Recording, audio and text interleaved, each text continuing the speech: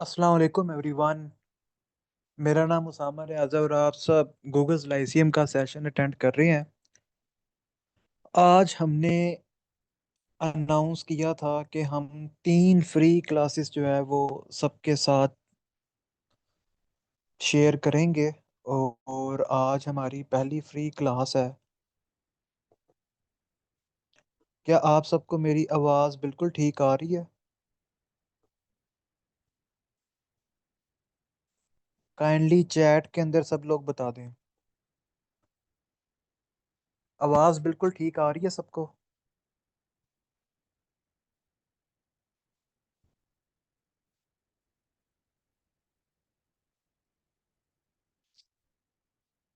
जी ठीक है। तो अभी हम जूम ऐप के ऊपर जो है वो पहली क्लास कंडक्ट कर रहे हैं। और जूम के ऊपर जो है हमारी पहली क्लास जो है वो हो रही है। ठीक है। तो जूम के ऊपर सब लोग जो है वो क्लास ले रहे हैं। अच्छा डियर स्टूडेंट, सबसे पहले तो आपको जो मोबाइल नंबर शो हो रहा है ये हमारा व्हाट्सएप नंबर है। अगर किसी स्टूडेंट ने अभी तक हमारा व्हाट्सएप नंबर सेव नहीं किया तो वो काइंडली वो हमारा व्हाट्सएप नंबर जो है वो सेव कर ले। ठीक है। और हमें अपना नाम अपनी डिग्री लिख के मैसेज कर दे ताकि हम उसको उसकी डिग्री रेलिवेंट ग्रुप के अंदर ऐड कर दें और उसको तमाम गवर्नमेंट जॉब्स की अपडेट्स वगैरह मिलती रहें। ठीक है। देखें, आज डेट है 15 अगस्त 2025 और आज की तारीख में बहुत सारी गवर्नमेंट जॉब्स जो हैं वो आई हुई हैं। अगर पीपीएससी की वेबसाइट आप लोग खोल के देखें तो आज की डेट में असिस्टेंट की 3 सीट्स अलहदा से हैं, लेबर ऑफिसर की सीट्स अलहदा से आई हुई हैं, एसडीओ पीरा की जो सीट्स हैं वो अलहदा से आई हुई हैं। इसके अलावा फ्यूचर के अंदर यानी इसी महीने जो है या बल्कि सितंबर के अंदर जो है वो एफपीएससी की एडवर्टाइजमेंट आ जाएगी। उस एडवर्टाइजमेंट के अंदर भी एफआईए की सीट्स आने की तवक्का है कि एफआईए की सीट्स जो है वो आ जाएंगी। ठीक है। तो हम बाकी एकेडमीज की तरह नहीं करते। हम एक ही सेशन के अंदर तमाम गवर्नमेंट जॉब्स की जो है वो तैयारी करवाते हैं ताकि हमारे स्टूडेंट्स को जो है वो बार बार सेशन अटेंड ना करना पड़े। अब आज की जो क्लास है ना, ये एसडीओ पीरा के लिए भी है, ये लेबर ऑफिसर के लिए भी है, ये असिस्टेंट की पोस्ट के लिए भी है, जो अभी फ्यूचर में डिप्टी अकाउंटेंट की सीट्स आनी है ये उनके लिए भी है, जो सब इंस्पेक्टर की सीट्स आनी है पंजाब पुलिस में ये उसमें भी काम आएगी, जो सीएसएस एमपीटी आया हुआ है उसमें भी आज की क्लास में से सवाल आएंगे, जो पीएमएस आएगा तो पीएमएस के जनरल नॉलेज के पेपर में भी आज की क्लास में से क्वेश्चंस जो हैं वो आएंगे। ठीक है। तो हमारा सेशन ज्वाइन करने से क्या होगा, तमाम गवर्नमेंट जॉब्स की जो तैयारी है वो हो जाएगी। अच्छा जी, अब असिस्टेंट सुपरिटेंडेंट जेल और डिप्टी सुपरिटेंडेंट जेल उनका पहले सिलेबस जस्ट जनरल नॉलेज था। हमारा सेशन अगर आप लोग ज्वाइन करते हो, ठीक है, 18 अगस्त से जो है वो रेगुलर क्लासेस स्टार्ट हो जाएंगी। तो आपकी ना सिर्फ असिस्टेंट इलेक्शन कमिश्नर की तैयारी होगी बल्कि एसडीओ पीरा की भी तैयारी होगी, असिस्टेंट रजिस्ट्रार कोऑपरेटिव सोसाइटीज की भी तैयारी होगी।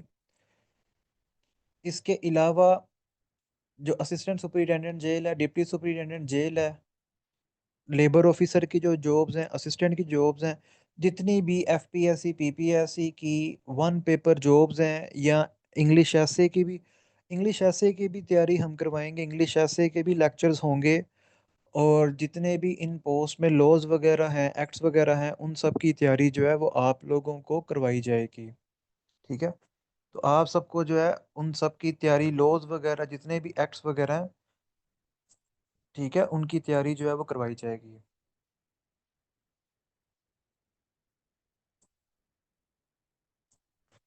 ओके जी। आज की क्लास को हम लोग स्टार्ट करते हैं। ठीक है, हम बेसिक से स्टूडेंट्स को तैयारी करवाना स्टार्ट करते हैं ताकि आप लोग इंटरव्यू में भी क्वालिफाई करो। ठीक है, मेन चीज़ तो इंटरव्यू भी है, तो इंटरव्यू में भी आप लोग क्वालिफाई करो। ठीक है। तो हम लोग जो है वो बेसिक से बिल्कुल तैयारी स्टार्ट करवाते हैं। तो मैं फिर रिपीट करता चलूँ, ये जूम ऐप के ऊपर सेशन हो रहा है और लाइव क्लास हो रही है। ठीक है, ये कोई रिकॉर्डेड लेक्चर नहीं है, तो ये लाइव क्लास हो रही है जूम ऐप के ऊपर। तो डियर स्टूडेंट्स, जहाँ पे भी मेरी आवाज़ का इशू आए काइंडली मुझे इन्फॉर्म कर दीजिएगा, ताकि मैं अपना इशू रिजॉल्व कर लूँ और फिर जो है हम लेक्चर को कंटिन्यू करें। ओके जी, आप सबके सामने जो है एक स्लाइड नज़र आ रही है जिसके ऊपर वर्ल्ड मैप लिखा हुआ है और आपको अर्थ नज़र आ रही है। अब अर्थ जो है, यानी ग्लोब जो है वो आपको नज़र आ रहा है। ठीक है, तो ये आपको लग रहा है कि राउंड शेप है, लेकिन अर्थ की जो शेप है वो बिल्कुल राउंड नहीं है। ओके जी, तो डियर स्टूडेंट्स, जो पहला एमसीक्यू बनता है अर्थ को देख के, जो एग्जामिनर फर्स्ट एमसीक्यू बनाता है वो यही बनाता है कि कितने परसेंट अर्थ सरफेस को पानी कवर करता है। 71% अर्थ सरफेस को जो है वो वाटर कवर करता है। और कितने परसेंट अर्थ सरफेस को जो है वो लैंड कवर करती है? 29% अर्थ सरफेस को जो है वो जमीन ने कवर किया हुआ है। अब ये एमसीक्यू पीपीएससी में भी आ चुका है, ये एमसीक्यू पीएमएस के जीके पेपर में भी आ चुका है, ये एमसीक्यू सीएसएस एमपीटी में भी आ चुका है। ठीक है, तो ये एमसीक्यूज जो हैं वो डिफरेंट गवर्नमेंट जॉब्स के टेस्ट में आ चुके हैं। हालांकि बिल्कुल सिंपल एमसीक्यूज हैं, लेकिन ये डिफरेंट गवर्नमेंट जॉब्स में आ चुके हैं और ये आइंदा भी आ सकते हैं।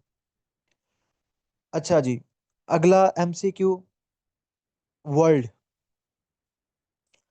अब पीपीएससी के अंदर ये एमसीक्यू आ चुका है कि जो लफ्ज वर्ल्ड है इसका क्या मतलब है।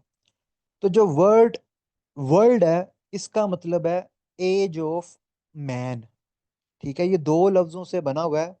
एक लफ्ज है वर, एक लफ्ज है वर। वर का मीन्स है मैन,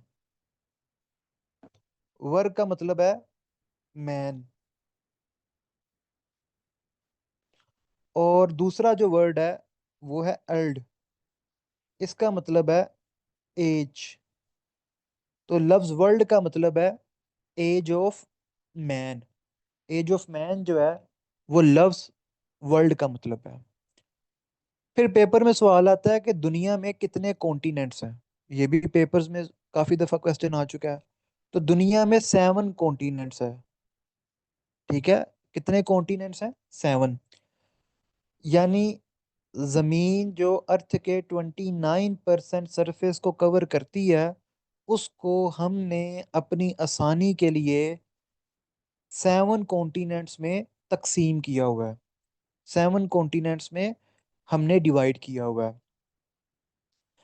अर्थ के ऊपर कितने ओशियंस मौजूद हैं, कितने ओशियंस जो हैं वो पाए जाते हैं? तो 5 ओशियंस। ठीक है, 5 ओशियंस।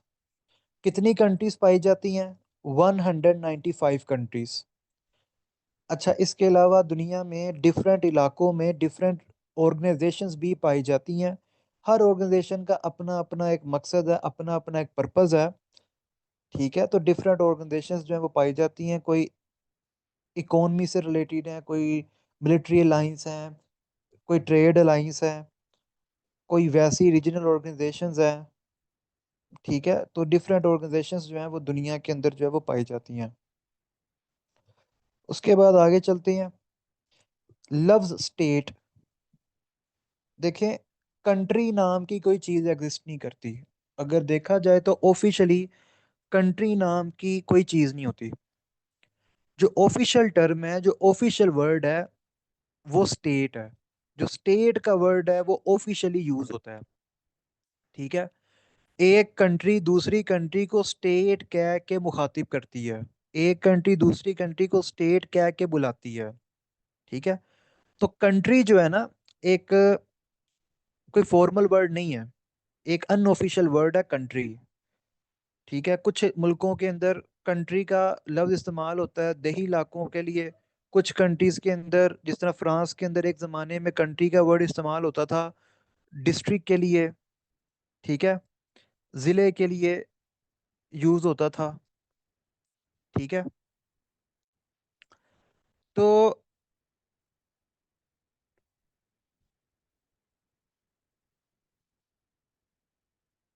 तो कंट्री की जो टर्म है, ठीक है, ये एक इनफॉर्मल टर्म है, ये कोई फॉर्मल टर्म नहीं है। जो फॉर्मल टर्म है वो स्टेट की है, रियासत। अब स्टेट की जो टर्म है, ये एक ही दिन में नहीं आ गई, ये इवॉल्व होकर आ गई है with the passage of time. State की डेफिनेशन के अंदर जो है वो चेंजेस आती रही हैं। अच्छा जी, एंशियंट टाइम्स में क्या था, सबसे पहले क्या चीज थी, वो थी फैमिली। यानी जब एक मेल और एक फीमेल इकट्ठे हुए, तो उनकी यूनियन से जो है, एक में रुकिएगा, ये मेरे माउस को जो है क्या मसला बना है, ये क्या शरारतें कर रहा है, रुक जाए 1 मिनट। ओके जी, तो ये मैंने इसको ठीक कर लिया। तो डियर स्टूडेंट्स, फैमिली, तो टर्म जो थी ये आई थी फैमिली। ठीक है, सबसे पहले थी फैमिली। अब फैमिली जब बड़ी, यानी पहले एक बच्चा था, फिर उसके आगे बच्चे हो गए, फिर उसके आगे बच्चे हो गए, वो बच्चे जो थे बढ़ते गए, फिर वो फैमिली से जो है वो इतने ज्यादा बढ़ गए कि वो अपने ट्राइब के एक क्लैन बन गई। ठीक है, अपने ट्राइब की एक क्लैन बन गई, जिस तरह हम कहते हैं ना, गोत। ठीक है, तो वो जब हजारों की तादाद में चली गई फैमिली, एक साल में थोड़ी गई होगी, कई सौ सालों के अंदर वो चली गई, तो वो एक क्लैन बन गई। जब एक क्लैन की आबादी जो है वो लाखों में चली गई या हजारों में चली गई, तो वो क्लैन जो थी वो एक ट्राइब बन गई। ठीक है, तो वो क्लैन एक कबीला बन गई। फिर उस कबीले के अंदर जब आबादी बढ़ती गई, तो वो कबीला फिर मुख्तलिफ क्लैंस में फिर डिवाइड हो गया। फिर उससे फिर आगे नए कबीले बन गए। ठीक है, तो जब ये कबाइल जो थे, अब ये कबीला जो है ना, ये जो ट्राइब है, यहाँ से जो है इसे कहते हैं प्री स्टेट इरा। यानी कबीला बनना, फिर कबीले को कोई चलाता था, तो ये रियासत की जो इनिशियल फेसिस थे, ये उनमें से एक चीज थी। ठीक है, कि एक कबीले का सरदार होता था, वो पूरे कबीले को लेकर चलता था। तो ये जो चीजें थी, ये स्टेट से पहले की चीजें थी। ठीक है, ये प्री स्टेट इरा की एक बात हो रही है, कि अभी स्टेट की टर्म मैच्योर नहीं हुई। ठीक है, वो मैच्योरिटी की तरफ जो है वो बढ़ती जा रही है। अब डिफरेंट कबीले थे, वो मुख्तलिफ जगह पे घूमते फिरते थे।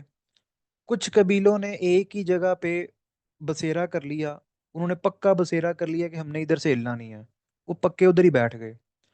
जब वो कबीले उधर ही बैठ गए, उन्होंने अपना एक सिटी बना लिया, एक शहर बना लिया। फिर वो जो शहर था, उसने इतनी तरक्की की, इतना वो डेवलप हुआ, कि वो एक रियासत की तरह लगने लग गया। यानी वो एक ही सिटी, उसकी अपनी फौज, अपनी एडमिनिस्ट्रेशन, अपना जुडिशल सिस्टम। तो यहाँ से टर्म का आगाज होता है सिटी स्टेट्स का। ठीक है, यहाँ से टर्म स्टार्ट होती है सिटी स्टेट। ठीक है, यहाँ से आगाज होता है जी सिटी स्टेट का। अब सिटी स्टेट की जो टर्म थी, ये सबसे पहले दी थी ग्रीक्स जो थे उन्होंने दी थी, यूनानियों ने, ग्रीक्स ने। ठीक है, ग्रीक्स उन्हें कहते हैं जो यूनान के रहने वाले होते हैं, ग्रीस के रहने वालों को ग्रीक्स कहते हैं, यूनानी। तो ग्रीक्स ने सिटी स्टेट्स का कॉन्सेप्ट जो था ये सबसे पहले दिया था।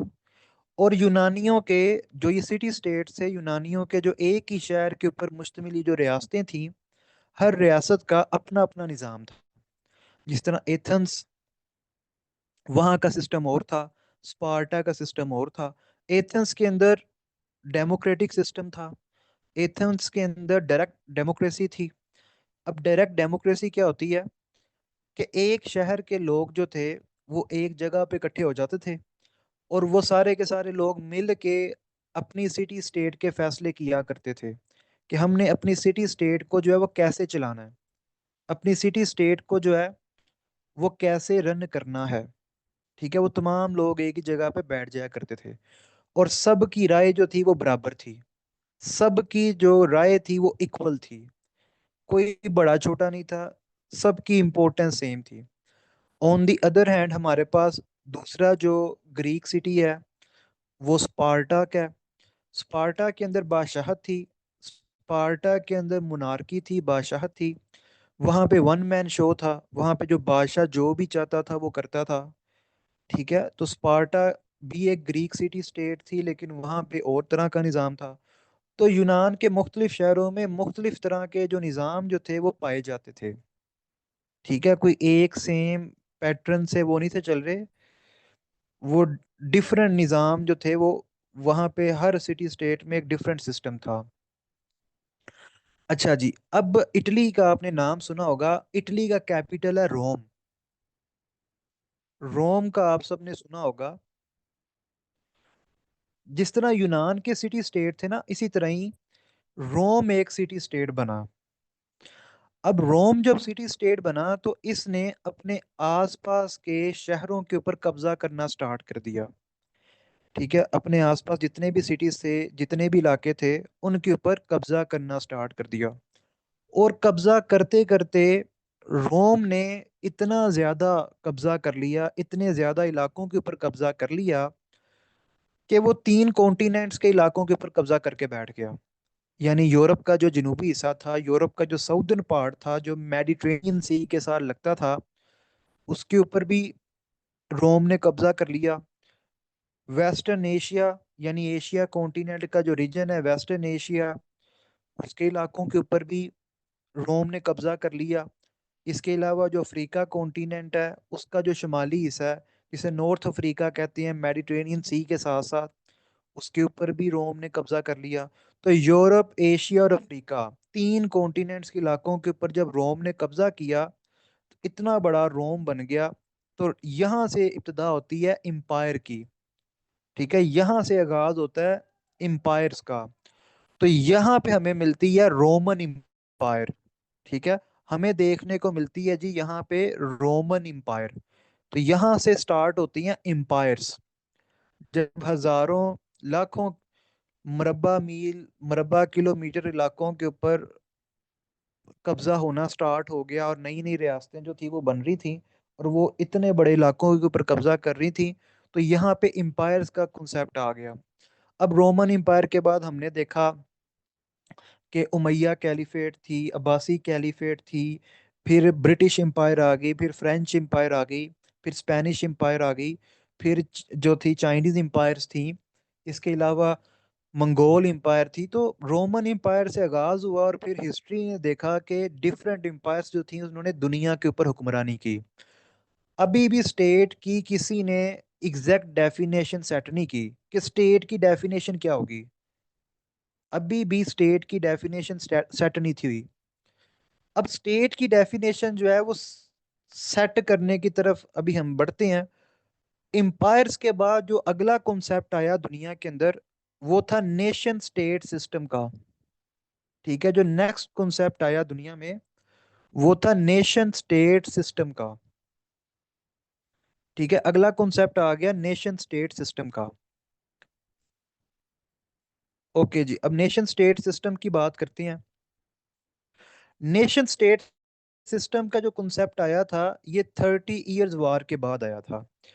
अच्छा, अक्सर पेपर्स में सवाल आता है, इंटरव्यूज के अंदर भी सवाल आता है कि 30 इयर्स वार जो थी ये कब से लेके कब तक हुई थी। तो 30 इयर्स वार जो थी ये 1618 से लेके 1648 तक हुई थी। ठीक है, 30 साल ये जो जंग थी ये 1618 से लेके 1648 तक हुई थी। 30 इयर्स वार को किस ट्रीटी ने एंड किया? देखो, जितनी भी जंगें होती हैं ना, जितने भी जंगें होती हैं उनको कंक्लूड करती है कोई ना कोई ट्रीटी, कोई ना कोई एग्रीमेंट। तो कोई ना कोई ट्रीटी जो होती है वो जंगों को खत्म करती है। ठीक है, बेशक आप सीज फायर कर दो, लेकिन सीज फायर करने से जंग खत्म नहीं होती। ठीक है, सीज फायर करने से मुराद ये होता है कि वक्ती तौर पे जंग को हमने पोस्टपोन कर दिया है। वक्ती तौर पे जो है अभी हम जंग नहीं लड़ रहे, लेकिन फ्यूचर में किसी भी टाइम हम जंग लड़ सकते हैं। ठीक है, तो जब तक आप कोई एग्रीमेंट ना करो, जब तक आप कोई ट्रीटी ना करो, तब तक जंग एंड नहीं होती। ठीक है, तो कोई भी जंग हो, उसका इख्तिताम जो होता है वो किसी ना किसी एग्रीमेंट पे होता है, किसी ना किसी ट्रीटी पे होता है। अब 30 इयर्स वार के पास 30 इयर्स वार के बाद एक एग्रीमेंट हुआ, एक ट्रीटी हुई। इसे कहते हैं पीस ऑफ वेस्टफेलिया। 1648 के अंदर हुई जी ट्रीटी ऑफ वेस्टफेलिया। अब ट्रीटी ऑफ वेस्टफेलिया को पीस ऑफ वेस्टफेलिया भी कहते हैं। अब ट्रीटी ऑफ वेस्टफेलिया में दो डिफरेंट ट्रीटीज थी। ठीक है, दो डिफरेंट ट्रीटीज थी। अब पेपर में एमसीक्यू क्या आता है? पेपर में एमसीक्यू आता है कि 30 इयर्स वार स्टार्ट कब हुई थी? 30 इयर्स वार स्टार्ट हुई थी 1618 में। फिर दूसरा एमसीक्यू आता है पेपर में, 30 इयर्स वार एंड कब हुई? तो 1648 के अंदर 30 इयर्स वार जो थी वो एंड हुई थी। फिर पेपर में तीसरा क्वेश्चन इस स्लाइड से क्या बनता है? ट्रीटी ऑफ वेस्टफेलिया कब हुई? तो ट्रीटी ऑफ वेस्टफेलिया हुई 1648 में। ठीक है, 1648 के अंदर हुई ट्रीटी ऑफ वेस्टफेलिया। अब ट्रीटी ऑफ वेस्टफेलिया होगी जी 1648 में, इसे इसका दूसरा नाम क्या है? ये भी एमसीक्यू बन सकता है। या एग्जामिनर आपसे ये भी पूछ सकता है कि पीस ऑफ वेस्टफेलिया कब हुआ? तो ट्रीटी ऑफ वेस्टफेलिया पूछ ले, पीस ऑफ वेस्टफेलिया पूछ ले, तो उसका आंसर यही होगा 1648। ठीक है, 1648 जो है वो उसका आंसर होगा। ओके जी, अब ट्रीटी ऑफ वेस्टफेलिया के अंदर दुनिया को दो कॉन्सेप्ट्स मिले। ठीक है, अच्छा जी, ये वार किसके दरमियान हुई? एक अच्छा क्वेश्चन है, ये वार किसके दरमियान हुई? यूरोप के अंदर ना 1618 से लेके 1648 तक होली रोमन एम्पायर जो थी वो एक ताकतवर एम्पायर थी। होली रोमन एम्पायर जो थी ये दो फैमिलीज में डिवाइडेड थी। यानी एक बड़े भाई की औलाद और एक छोटे भाई की औलाद। तो जो येलो वाला इलाका है ना होली रोमन एम्पायर का, ये एक भाई की औलाद के पास था। और जो रेड वाला इलाका है, जो आपको रेड रेड नजर आ रहा है और व्हाइट व्हाइट अंडरलाइन है, ये दूसरे भाई की औलाद के पास था। अब जो रेड वाला इलाका है ना, ये जिधर कैस्टाइल लिखा हुआ है और एरागोन है। ठीक है, अब ये जो इलाका है, ये बेसिकली स्पेनिश एम्पायर थी। मैं यहाँ पे लिख भी देता हूँ। यहाँ पे मैं लिख रहा हूँ जी स्पेन। तो ये थी स्पेनिश एम्पायर। और स्पेनिश एम्पायर के ऊपर भी होली रोमन परिवार जो था, इन्हीं की ही गवर्नमेंट थी। ठीक है, अब स्पेनिश ने कब्जा किया हुआ था डच के इलाकों पे। ठीक है, डच कौम के इलाकों पे, DUTCH, डच। डच कहते हैं नेदरलैंड वालों को। जो नेदरलैंड के लोग हैं उन्हें कहते हैं डच। ठीक है, डच नस्ल जो है ये नेदरलैंड में। तो डच कौम के इलाकों के ऊपर कब्जा स्पेनिश होली रोमन एम्पायर का। ठीक है, अब ये जो स्पेनिश होली रोमन एम्पायर के लोग थे, इनके कब्जे में जो था, ये होली रोमन एम्पायर के कब्जे में जो था वो, उस टाइम पे रोम भी आता था, जहाँ जहाँ पे पोप बैठा है, पोप बैठा करता है। ठीक है, तो जो स्पेनिश होली रोमन एम्पायर थी, जो दूसरी होली रोमन एम्पायर भी थी, ये कैथलिक्स थे। यानी ईसाइयत के अंदर मुख्तलिफ फिरके हैं। जिस तरह हर मजहब के अंदर मुख्तलिफ फिरके होते हैं, तो ईसाइयत के अंदर भी मुख्तलिफ फिरके पाए जाते हैं। तो ये लोग थे कैथलिक्स। कैथलिक्स जो होते हैं ये मजहबी होते हैं, ये थोड़ा मजहब को स्ट्रिक्टली फॉलो करते हैं और ये पोप के अंडर जो है वो रहते हैं। ठीक है, इसके अलावा दूसरा जो फिरका है वो प्रोटेस्टेंट्स हैं। प्रोटेस्टेंट्स जो है ना वो कहते हैं कि जी खुदा और बंदे के दरमियान कोई तीसरा बंदा नहीं होता।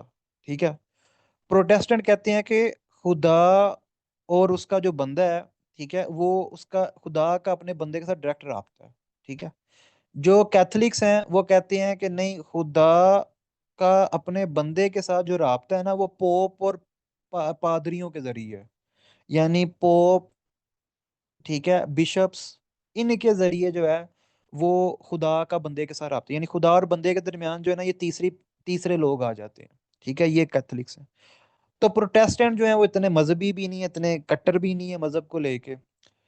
तो अब डच कौम जो थी ये एक अलहदा नेशन थी, इनकी जुबान अलहदा थी, इनके त्योहार अलहदा थे, ठीक है, इनका पहनना, इनका खाना पीना वो स्पेनिश लोगों से बिल्कुल डिफरेंट था। अब होली रोमन एम्पायर जो थी उसका एक दुश्मन था, और उसके दुश्मन का नाम था फ्रांस। फ्रांस के दोनों अतराफ होली रोमन एम्पायर पाई जाती थी। यानी फ्रांस के ईस्ट में भी होली रोमन एम्पायर थी, फ्रांस के साउथ वेस्ट में भी होली रोमन एम्पायर थी। ठीक है, फ्रांस के बॉर्डर्स के साथ होली रोमन एम्पायर ही टच होती थी। तो फ्रांस जो था वो होली रोमन एम्पायर को कमजोर करना चाहता था। तो फ्रांस ने जब देखा कि अब जो नेदरलैंड वाले हैं, जो डच हैं, वो भी फ्रांस के पास ही थे। तो फ्रांस ने जब देखा कि मेरे दुश्मन के अंदर एक बगावत जो है वो फूट सकती है, तो फ्रांस ने उस चीज़ का अच्छी तरह फायदा उठाया। तो फ्रांस वालों ने फिर पैसा और असला दिया डच को। ठीक है, हालांकि फ्रांस भी एक कैथोलिक था। ठीक है, फ्रांस कौन सा प्रोटेस्टेंट था, तो फ्रांस भी एक कैथोलिक था। तो फ्रेंच ने सपोर्ट किया डच को, ताकि होली रोमन एम्पायर को कमजोर किया जा सके। ठीक है, और फ्रांस ने अपने नेशनल जो इंटरेस्ट थे उनको सेव करते हुए डच को इतना सपोर्ट किया कि डच जो है वो जंग जीत गए। और आखिरकार स्पेन को जो थी वो फिर दो एग्रीमेंट करने पड़े, ट्रीटी ऑफ वेस्टफेलिया में दो एग्रीमेंट हुए। एक एग्रीमेंट डच के साथ हुआ, और दूसरा एग्रीमेंट जो था वो फ्रांस के साथ हुआ। ठीक है, तो दो एग्रीमेंट्स जो थे इन्हें करने पड़े, और दोनों का नाम ट्रीटी ऑफ वेस्टफेलिया ही है।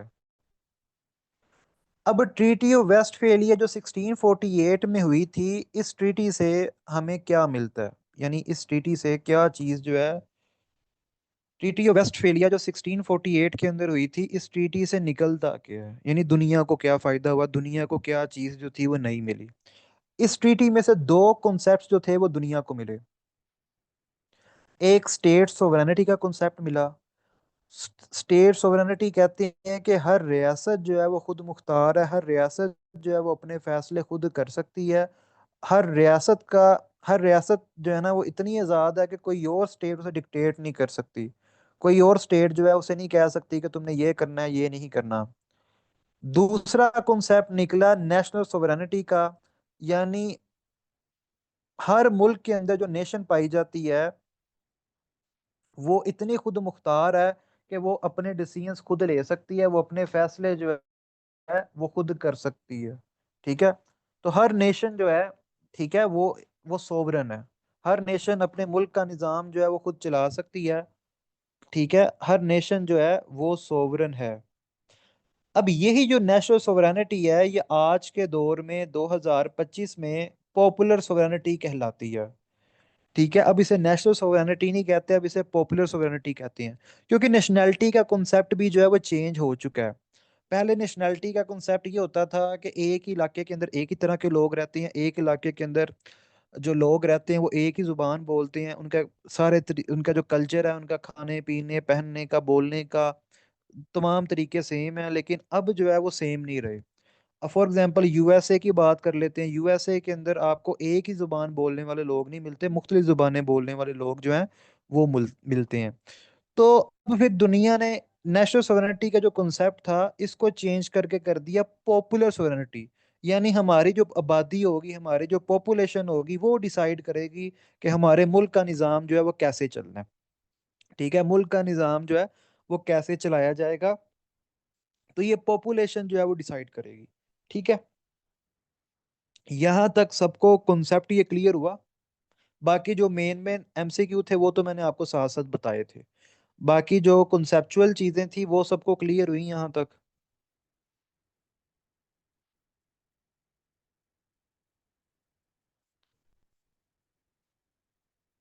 ओके जी, आगे चलते हैं।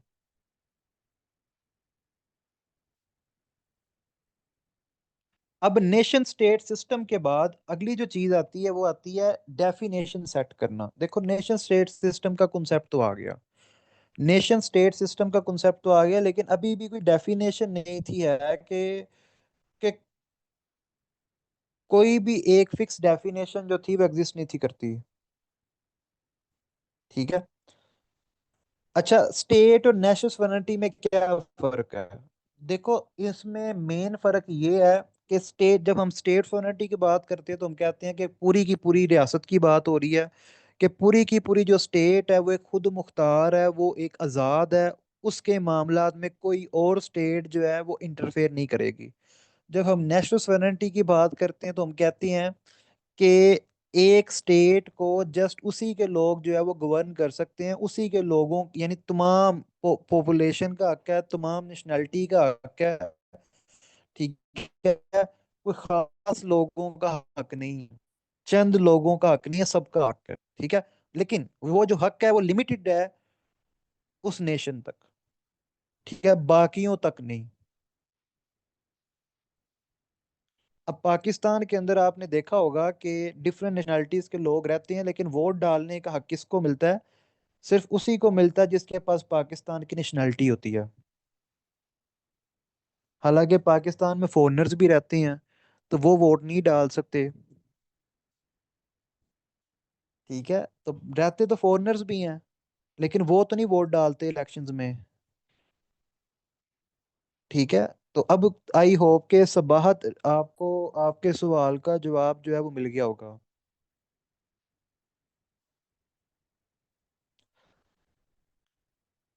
उसके बाद आगे चलते हैं जी। 1933 में होने वाला मोंटेविडियो कन्वेंशन। ठीक है, 1933 में होने वाला मोंटेविडियो कन्वेंशन। अब स्टेट की जो डेफिनेशन थी वो 1933 के मोंटेविडियो कन्वेंशन में सेट की गई थी कि स्टेट क्या होगी। ठीक है, तो ये जो डेफिनेशन थी कि स्टेट क्या होगी, ये सेट की गई 1933 के मोंटेविडियो कन्वेंशन में। अब 1933 में ये डिसाइड किया गया कि जी स्टेट वही कहलाएगा जिसके पास ये चार असेंशियल एलिमेंट्स होंगे, ये चार एलिमेंट्स होंगे। सो पेपर में ये भी सवाल आता है कि एक स्टेट के कितने एलिमेंट्स होते हैं। तो एक स्टेट के चार असेंशियल एलिमेंट्स होते हैं, यानी अगर ये चार चीजें ना पाई जाएं तो कोई स्टेट नहीं है। Number one, population. तो एक स्टेट वो होगी जिसकी एक आबादी होगी, एक डिफाइंड पॉपुलेशन होगी।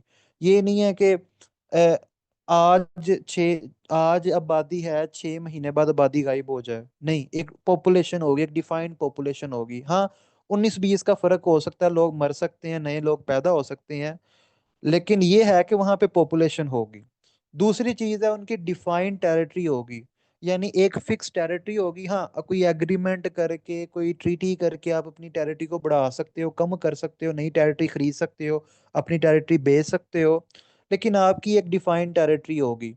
ये नहीं है कि आज आप कहो कि जी मेरी 1 मरले की टेरिटरी है, कल को आप कहो जी आज मैं 1 कनाल की टेरिटरी पे बैठा हुआ हूँ, परसों कहो जी मेरी 1 मुरब्बे की टेरिटरी है, फिर कहोगे जी मेरी फिर जो है वो 10 मरले की टेरिटरी है।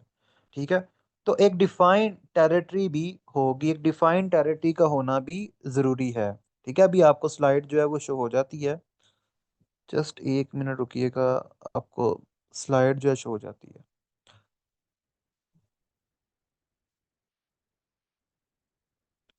1 मिनट बस दीजिएगा।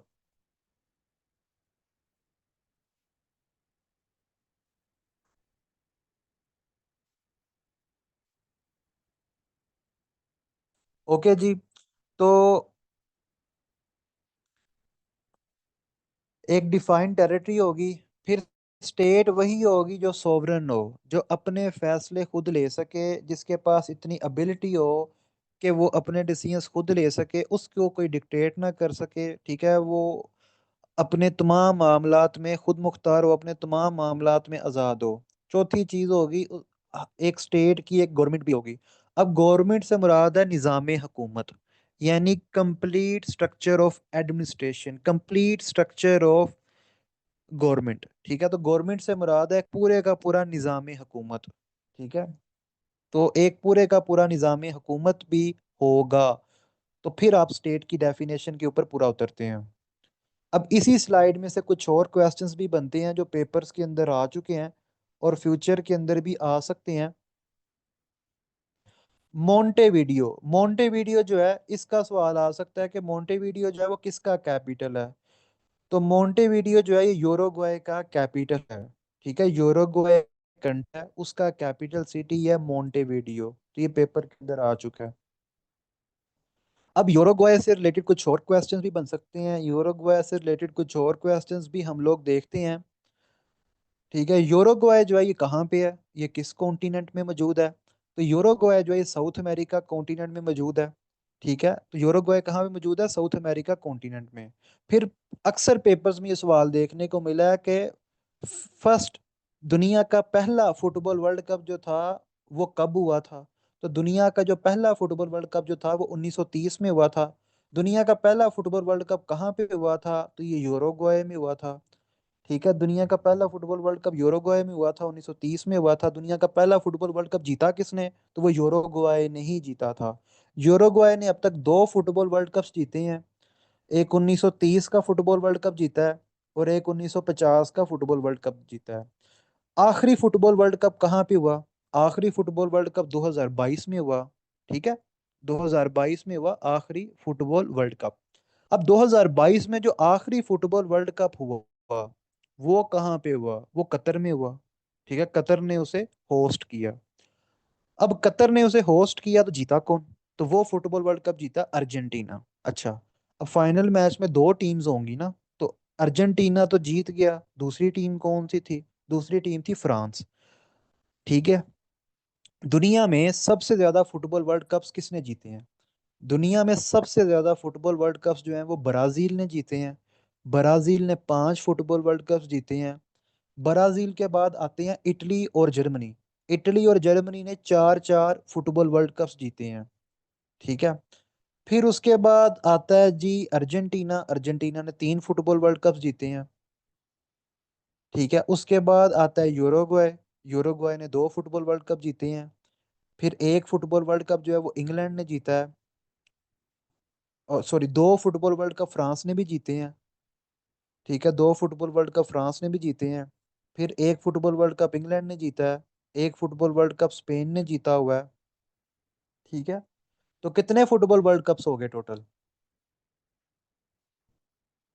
5 जमा 4 ये हो गए हमारे पास 13। 13 जमा 3 16। 16 जमा 2 जमा 2 हो गए 20। 20 जमा 1 1 22। ठीक है, तो अभी तक तकरीबन 22 फुटबॉल वर्ल्ड कप जो है वो हो चुके हैं। 22 फुटबॉल वर्ल्ड कप हो चुके हैं। ठीक है, 22 फुटबॉल वर्ल्ड कप जो है वो हो चुके हैं। अच्छा, अब अगला फुटबॉल वर्ल्ड कप कहाँ पर होगा? ये भी अभी आने वाले पेपर्स में ना ये सवाल आएगा कि नेक्स्ट फुटबॉल वर्ल्ड कप जो 2026 में होगा वो कहाँ पे होगा? तो 2026 में जो फुटबॉल वर्ल्ड कप होगा वो होगा नॉर्थ अमेरिका कॉन्टिनेंट में। नॉर्थ अमेरिका कॉन्टिनेंट के 3 कंट्रीज जो है वो 2026 के फुटबॉल वर्ल्ड कप को होस्ट करने जा रही हैं। एक कंट्री है यूएसए। यूएसए ने होस्ट करना है। यूएसए के साथ साथ कनाडा है। और कनाडा के साथ जो तीसरा मुल्क है वो मैक्सिको है, जिसे मेहिको कहते हैं स्पेनिश में। तो यूएसए, कनाडा और मैक्सिको, 3 कंट्रीज ने 2026 का फुटबॉल वर्ल्ड कप जो है वो होस्ट करना है। अब पहले फुटबॉल वर्ल्ड कप्स में जो नंबर ऑफ टीम्स होती थी वो 32 होती थी। 32 फुटबॉल टीम्स पार्टिसिपेट किया करती थी। लेकिन 2026 का जो फुटबॉल वर्ल्ड कप है ये बहुत ही बड़ा इवेंट है। इसमें 48 टीम्स ने पार्टिसिपेट करना है। ठीक है, ये फुटबॉल वर्ल्ड कप की हिस्ट्री में सबसे बड़ा फुटबॉल वर्ल्ड कप होने जा रहा है जिसमें 48 टीम्स ने पार्टिसिपेट करना है। ठीक है, अच्छा ये सारा मैं जुबानी बता रहा हूँ इसलिए स्लाइड मूव नहीं कर रहा मैं, क्योंकि कोई स्लाइड है ही नहीं, तो मैं आपको जुबानी एक्स्ट्रा पॉइंट्स बता रहा हूँ कि आप लोग लिख लो, ये भी एक्सपेक्टेड क्वेश्चंस हैं। ठीक है, तो ये भी एक्सपेक्टेड क्वेश्चंस हैं। अच्छा, सबको समझ आ रही है? काइंडली मुझे बता दें, यहाँ तक सबको क्लियर है?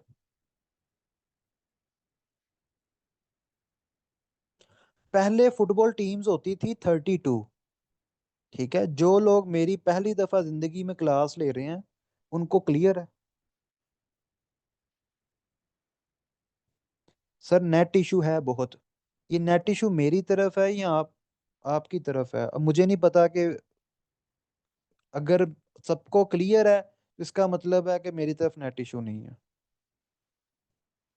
अच्छा जी, मेरा नेट ठीक है। ओके जी, मेरा नेट ठीक है, सबने कह दिया कि मेरा नेट ठीक है, तो इसका मतलब है कि मेरी तरफ इशू नहीं है। आगे चलते हैं। दुनिया की जो सबसे बड़ी ऑर्गेनाइजेशन है, उसका क्या नाम है? दुनिया की जो सबसे बड़ी ऑर्गेनाइजेशन है, उसका नाम है United Nations Organization. United Nations Organization जो है, ये दुनिया की सबसे बड़ी ऑर्गेनाइजेशन है। पेपर में अक्सर इसके मेंबर्स का सवाल आता है कि यूएनओ के कितने मेंबर्स हैं। यूएनओ के अंदर कितने मेंबर्स हैं, इसके टोटल कितने मेंबर्स हैं? तो 193 इसके टोटल मेंबर्स हैं। ठीक है, 193, 193 इसके टोटल मेंबर्स हैं। ठीक है, 193। अच्छा, अब 193 तो फुल मेंबर्स हैं। ठीक है, इन फुल मेंबर्स के अलावा दो इसके ऑब्जर्वर मेंबर्स भी हैं। ठीक है, अब दो ऑब्जर्वर मेंबर्स हैं, वो फुल मेंबर क्यों नहीं है, उसके ऊपर बात कर लेते हैं। तो यूनाइटेड नेशंस के ना दो ऑब्जर्वर मेंबर्स भी हैं। ठीक है, ऑब्जर्वर मेंबर्स के पास ना यूएन के इजलास में तो ये लोग बैठते हैं, यूएन के इजलास में तो ये पार्टिसिपेट करते हैं, लेकिन इनके पास वोटिंग राइट नहीं होता। ठीक है, ऑब्जर्वर मेंबर्स जो होते हैं, इनके पास वोटिंग राइट नहीं होता, ये वोट नहीं डाल पाते। अब जो ऑब्जर्वर मेंबर्स हैं, उनके क्या नाम है? एक पैलेस्टाइन है, एक होली सी है। होली सी का जो दूसरा नाम है, वो है वेटिकेन। ठीक है, होली सी का जो दूसरा नाम है, वो है वेटिकेन। ठीक है, वेटिकन सिटी भी इसे कह सकते हैं, वेटिकन भी कह सकते हैं। अब पैलेस्टाइन जो है, उसकी पॉपुलेशन है, लेकिन उसकी टेरिटरी नहीं है। और पैलेस्टाइन जो है, वो एक सोवरेन कंट्री भी नहीं है। ठीक है, पैलेस्टाइन के अपने ऊपर इख्तियार नहीं है, वो इसराइल वाले जब मर्जी उनके ऊपर अटैक कर देते हैं। इसराइल ही उन्हें कंट्रोल करता है, इसराइल उन्हें खाने पीने को देता है, इसराइल ही उनको सारा कुछ चलाता है। ठीक है, तो इसराइल की मर्जी के मुताबिक जो है वो पैलेस्टाइन चलता है। तो पैलेस्टाइन सोवरेन नहीं है, इसलिए पैलेस्टाइन अभी तक जो है वो यूएन का मेंबर नहीं बन सका। लेकिन ये तो हम थ्योरेटिकली कह रहे हैं, लेकिन प्रैक्टिकली पैलेस्टाइन जो है वो यूएन का मेंबर यूएसए की वजह से नहीं बन पा रहा। क्योंकि जब जब यूनाइटेड नेशंस की सिक्योरिटी काउंसिल में करारदाद आती है कि पैलेस्टाइन को जो है वो फुल मेंबरशिप दे दी जाए, तब तक यूनाइटेड नेशंस की सिक्योरिटी काउंसिल के अंदर यूएसए जो है वो वीटो कर देता है। तो यूएसए जो है वो जिद लगाए बैठा है कि पैलेस्टाइन को फुल मेंबरशिप लेने नहीं देनी। तो अमेरिका जो है वो फुल जोर लगा के बैठा हुआ है यूएन सिक्योरिटी काउंसिल में कि जी मैंने इनको फुल मेंबरशिप नहीं लेने देनी, और वो हर दफा वीटो कर देता है। दूसरी तरफ होली सी है, जिसे वेटिकन भी कहते हैं, वेटिकन सिटी भी कहते हैं। ठीक है, होली सी जो है, ये रोम के सेंटर में, रोम के इलाके में एक मोहल्ला है, एक इलाका है, एक एरिया है। ठीक है, अब वेटिकन में पानी भी जो है वो रोम से ही जाता है। तो इटली ने चारों, इवन के इटली ने ही इन्हें आजाद किया था। ठीक है, इटली ने ही पोप को एक मोहल्ला दे दिया, ताकि पोप जो है वो पूरी की पूरी इटली की सियासत में इंटरफेयर ना करे। तो पोप को एक इलाका दे दिया गया कि पोप साहब आप इस इलाके के अंदर अपना निज़ाम हुकूमत जो है वो चलाएं। ठीक है जी, एक स्टूडेंट ने, मैविश ने कहा कि सर पैलेस्टाइन को सितंबर 2025 में कनाडा के कुछ कंट्रीज ने अनाउंस किया है कि सितंबर के अंदर जब यूनाइटेड नेशंस का इजलास होगा, जिसमें फिनलैंड है, जिसमें ऑस्ट्रेलिया है, जिसमें फ्रांस है, जिसमें यूके है, जिसमें कनाडा है, ठीक है, जिसमें ऑस्ट्रेलिया है, इन कंट्रीज ने अनाउंस किया हुआ है कि हम जो सितंबर में यूएन का इजलास होगा, उसमें हम पैलेस्टाइन को तस्लीम कर सकते हैं। यानी इन्होंने ये नहीं कहा कि हम हर हाल में करेंगे, लाजमी करेंगे तस्लीम, लेकिन इन्होंने एक अंदिया दिया है, एक इशारा दिया है कि हम कर सकते हैं। ठीक है, तो इनके करने से भी मसला हल नहीं होगा। हाँ, अगर यूके फ्रांस जो है ये कर लेते हैं, ये कंट्रीज कर लेते हैं, तो उससे ये होगा कि यूएसए के ऊपर एक मोरल प्रेशर आ जाएगा। वो मॉरल प्रेशर ये होगा कि पूरी दुनिया जो है वो पैलेस्टाइन को तस्लीम कर रही है, मां सिवाय एक मुल्क के। तो यूएसए को फिर अपने आप को जो है थोड़ा सा पीछे करना पड़ेगा, क्योंकि यूएसए ही वर्ल्ड ऑर्डर चला रहा है। अगर वर्ल्ड ऑर्डर के अंदर मौजूद ये जो वर्ल्ड ऑर्डर अभी चल रहा है इसके अंदर मौजूद अगर तमाम कंट्रीज कह दें कि जी पैलेस्टाइन को फुल मेंबर होना चाहिए, तो फिर यूएसए अकेला जिदबाजी नहीं कर सकता। ठीक है। अब फुल मेंबर होने से पैलेस्टाइन को क्या फायदा होगा? देखो, जिस दिन पैलेस्टाइन फुल मेंबर बन गया यूनाइटेड नेशंस का, उस दिन इसराइल को फिर अपने हमले रोकना पड़ेंगे, क्योंकि जितने भी फुल मेंबर्स हैं वो एक दूसरे के ऊपर अटैक नहीं कर सकते। अगर कोई एक मुल्क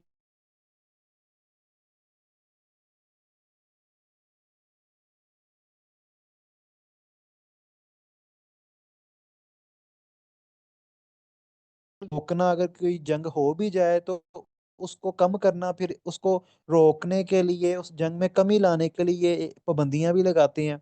जिस तरह रशिया और यूक्रेन की वार में रशिया के ऊपर पाबंदियां लगाई गई हैं। ठीक है। तो यूएन सिक्योरिटी काउंसिल जो है फिर वो एक्टिव हो जाती है जब मेंबर स्टेट आपस में लड़ते हैं। तो अगर पैलेस्टाइन मेंबर बन जाए, फुल मेंबर बन जाए, तो फिर पैलेस्टाइन की जो सिक्योरिटी है वो भी यूएन सिक्योरिटी काउंसिल के पास चली जाएगी। तो फिर यूएन सिक्योरिटी काउंसिल जो है वो फिर इसराइल से पूछा करेगा कि हाँ भाई, तुमने हमारे मेंबर के ऊपर क्यों अटैक किया, तुमने एक सोवरेन स्टेट के ऊपर क्यों अटैक किया। तो फिर इसराइल को अग्रेसर डिक्लेयर कर दिया जाएगा और उसके ऊपर पाबंदियां भी लगाई जा सकती हैं। तो इसलिए इसराइल चाहता है कि पैलेस्टाइन को कभी भी फुल मेंबरशिप ना मिले, क्योंकि अगर पैलेस्टाइन को फुल मेंबरशिप मिल गई तो इसराइल जो है वो इस तरह का सलूक पैलेस्टाइन के साथ नहीं कर सकेगा। ठीक है, अब समझ आई आप लोगों को कि क्यों नहीं फुल मेंबरशिप जो है वो लेने दी जा रही? अब क्लियर हुआ? मेरी आवाज आ रही है बिल्कुल ठीक सबको?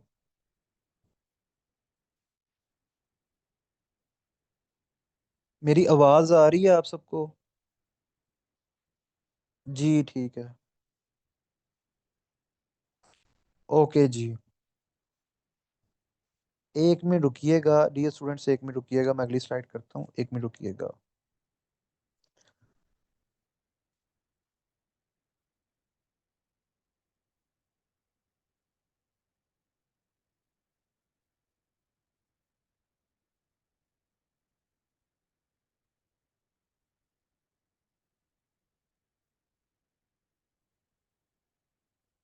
ओके जी। अब स्टेट की तो डेफिनेशन सेट हो गई कि स्टेट के अंदर। अच्छा, एक सवाल आया कि सर अभी हम कौन सा सब्जेक्ट पढ़ रहे हैं? देखो, अभी जो हम टर्म्स पढ़ रहे हैं वो वैसे तो पॉलिटिकल साइंस की हैं। क्या जो टॉपिक है वो वर्ल्ड मैप का है। ठीक है, मैं सब्जेक्ट्स को मिक्स करके पढ़ाता हूँ ताकि आप लोगों के लिए इंटरेस्टिंग बनाया जा सके, आप लोगों को बोरिंग ना लगे। ठीक है, मैंने देखो आपको, अब ये जो लेक्चर है ना इसमें आपके इंटरव्यू की तैयारी भी हो रही है। ठीक है, मुझे बच्चे मैसेज करते हैं कि सर हमें नोट्स मिलेंगे, नोट्स मिलेंगे। वो बाकी लोग हैं जिन्होंने आप लोगों को जो है वो नोट्स के ऊपर लगाया हुआ है कि एमसीक्यूज भेज दो, एमसीक्यूज भेज के जो है ना बस वो रटे लगवा लो और बस ठीक है। मैं एक टीचर हूँ और मेरा काम है आपके कॉन्सेप्ट्स को क्लियर करना। ठीक है। तो मेरा जो काम है एज अ टीचर वो ये है कि मेरे स्टूडेंट्स कुछ सीख के जाएं। ठीक है, रट्टे मार के ना जाएं। ठीक है। तो मैंने अपने लेक्चर्स डिज़ाइन किए हैं वो इसी तरह ही हैं कि आपका इंटरेस्ट बना रहे, और मुख्तलिफ टॉपिक्स को, मुख्तलिफ सब्जेक्ट्स को जो है वो मिक्स करके मैं करवाता हूँ। तो ये वैसे तो हम पॉलिटिकल साइंस की टर्म्स पढ़ रहे हैं, लेकिन है तो ये पॉलिटिकल साइंस की टर्म्स हैं, लेकिन ये वर्ल्ड मैप हम कर रहे हैं। ठीक है, वर्ल्ड मैप हम पढ़ रहे हैं। अब कुछ लोग कह रहे होंगे, जिस तरह मैंने ये लेक्चर जब पिछले साल अगस्त में पढ़ाया तो बहुत बहुत सारा, फिर मैंने वो वीडियो जो जो थी वो अपलोड यूट्यूब वगैरह वगैरह। देखो, जब आप अच्छी किताबें पढ़ें, रिकमेंडेड बुक्स पढ़ें या अच्छी किताबों को कंसल्ट करें, तो यकीनी तौर पे आपके कॉन्सेप्ट्स जो हैं वो अच्छे हो जाते हैं और आप एक अच्छे टीचर बन सकते हैं। ठीक है। तो मैंने मेरे मेरी जो अपनी मिनी लाइब्रेरी है उसके अंदर तकरीबन 1200 किताबें हैं। ठीक। तो किताबें पढ़ी हैं, अपने स्टूडेंट्स को अच्छा नॉलेज है। तो फिर जिसको नहीं भी पता, जिसने कभी कोई किताब नहीं पढ़ी, तो उसे यही लगना है कि मैं शायद सीएसएस की तैयारी करता रहा हूँ या मैं सीएसएस वालों को पढ़ाता हूँ, ठीक है। हालांकि मैं ये वन पेपर पढ़ा रहा हूँ। अब वन पेपर जो है वो भी मिनी सीएसएस या मिनी पीएमएस होता जा रहा है, ठीक है। अच्छा जी, अब कह रहे हैं कुछ स्टूडेंट्स कह रहे हैं कि sir kindly recommend some books here. देखो, अब मैं अगर आपको नंबर ऑफ बुक्स बताता चलूं, ठीक है, फॉर एग्जाम्पल मैं आपको बता देता हूँ जी, जो मैंने अभी आपको चीजें पढ़ाई। अब जो वो पूरी की पूरी बात थी वो स्टेट वाली, वो एक पूरी किताब आपको लेनी पड़ेगी, इंट्रोडक्शन टू पॉलिटिकल मजरुल हक, ठीक है। ठीक है, अब मेरी एजुकेशन जो है वो पॉलिटिकल साइंस में भी है, मेरी एजुकेशन एग्रीकल्चर में भी है, मेरी एजुकेशन पब्लिक पॉलिसी में भी है, ठीक है। तो मैं आपको एक किताब बता देता हूँ, introduction to political science by मदर लक। अब उस किताब से सिर्फ और सिर्फ ये बात कवर होगी की, ठीक है। तो इसका मतलब है कि आपने हर अपना हर लेक्चर हर मुख्तलिफ किताब में से है। मैं जितने भी लेक्चर्स आपको पढ़ाऊंगा वो सारे के सारे डिफरेंट बुक्स, ठीक है। तो इसका मतलब है कि आप फिर 100 150 किताबें लोगे, हर चीज को कवर करने के लिए 100 150 किताबें लोगे।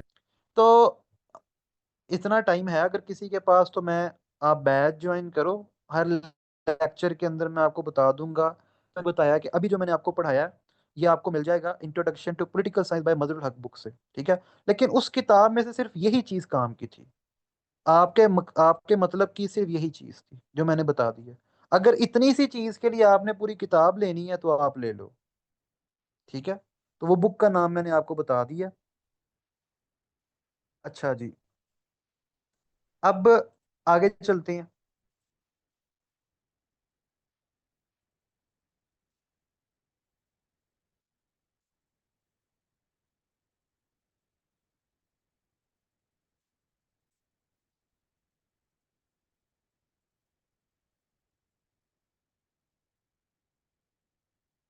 अगर एक स्टूडेंट ने कहा कि जी सर मैंने पहले भी बुक्स पढ़ी हैं हिस्ट्री से रिलेटेड और ओपन यूनिवर्सिटी से इन्होंने कोई डिग्री किया है, तो देखो इसका बेस्ट हल यही है कि आप किसी भी लाइब्रेरी चले जाओ और वहाँ पे जो हिस्ट्री सेक्शन होगा ना, वहाँ पे डिफरेंट किताबें होंगी, वो पकड़।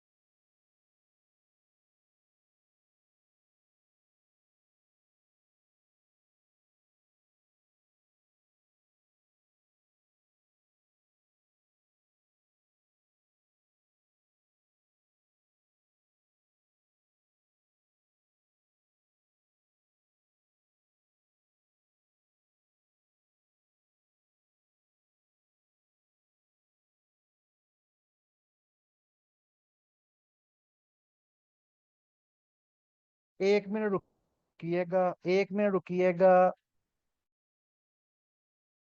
रुकिएगा, मैं इंटरनेट डिवाइस चेंज कर लूँ। असल में मैं घर नहीं हूँ अपने, मैं बाद आया हुआ हूँ।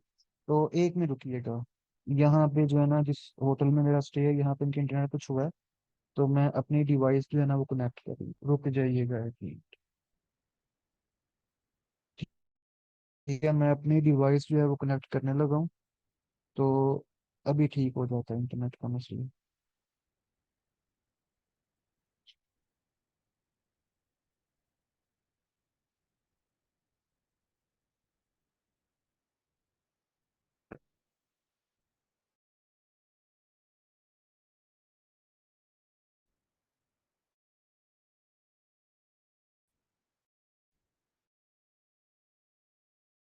ओके जी, तो अब मेरी आवाज़ आ रही है बिल्कुल ठीक आप लोगों को? अब मेरी आवाज आ रही है बिल्कुल ठीक आप लोगों को?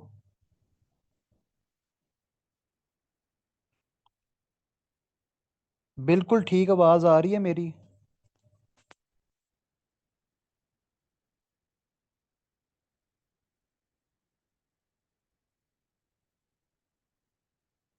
जी ठीक है। असल में यहाँ पे जो है ना वो थोड़ा तूफानी मौसम हुआ पड़ा है, तो इनका इंटरनेट जो है ना वो थोड़ा तंग कर रहा है, तो मैंने अपना जो इंटरनेट है वो कनेक्ट कर लिया। तो अब वापस चलते हैं लेक्चर की तरफ। अब बात करते हैं dear student, types of state की। अब हम बात करते हैं टाइप्स ऑफ स्टेट की। अब हम लोग बात करते हैं, ठीक है, कितनी तरह की स्टेट होती है। यानी जो स्टेट्स होती हैं, जो मॉडर्न ज़माने में जो स्टेट्स पाई जाती हैं, इनकी टाइप्स क्या क्या हैं। मेजर दो टाइप्स की स्टेट्स जो हैं वो आज के ज़माने में पाई जाती हैं। एक स्टेट होती है मुनारकी। मुनारकी कहते हैं बादशाहत को। मुनारकी वो स्टेट होती है जहाँ पे हेड ऑफ स्टेट यानी सरबराह रियासत जो है वो बाय ब्लड लाइन आ रहा हो। यानी जो भी बंदा हेड ऑफ स्टेट बने वो बाय हिरारकी या बाय ब्लड लाइन बने। यानी पहले दादा था, फिर उसके मरने के बाद उसका बेटा आ गया, फिर उसके बाद उसका बेटा आ गया। ठीक है, तो उसे कहती है मुनारकी। इसमें मेल भी मुनार्क हो सकता है, फीमेल भी मुनार्क हो सकती है। ये नस्ल दर नस्ल चलती है। अब हेड ऑफ स्टेट और हेड ऑफ गवर्नमेंट दो मुख्तलिफ चीज़ें हैं। ठीक है, हेड ऑफ स्टेट जो है वो होता है सरबराह रियासत, और हेड ऑफ गवर्नमेंट जो होता है वो होता है सरबराह हुकूमत। ठीक है, तो हेड ऑफ स्टेट और हेड ऑफ गवर्नमेंट, ये याद रखना, ये दो मुख्तलिफ ओहदे हैं। तो अभी हम बात कर रहे हैं हेड ऑफ स्टेट की। जो टाइप्स ऑफ स्टेट होता है ना, ये हेड ऑफ स्टेट की बेसिस पे होता है। अब ये चीज़ आपको बुक्स के अंदर, ये कॉन्सेप्ट आपको बुक्स से नहीं मिलेगा। ये मैंने जो अपना जो मेरा एनालिसिस है उसकी बेसिस के ऊपर ये मैं सारी चीज़ें अभी आपको क्लियर करूंगा। ठीक है, किसी भी बुक के अंदर इस तरह नहीं क्लियर किया होगा जिस तरह मैं अभी आप लोगों को ये कॉन्सेप्ट जो है वो क्लियर करने लगा हूँ।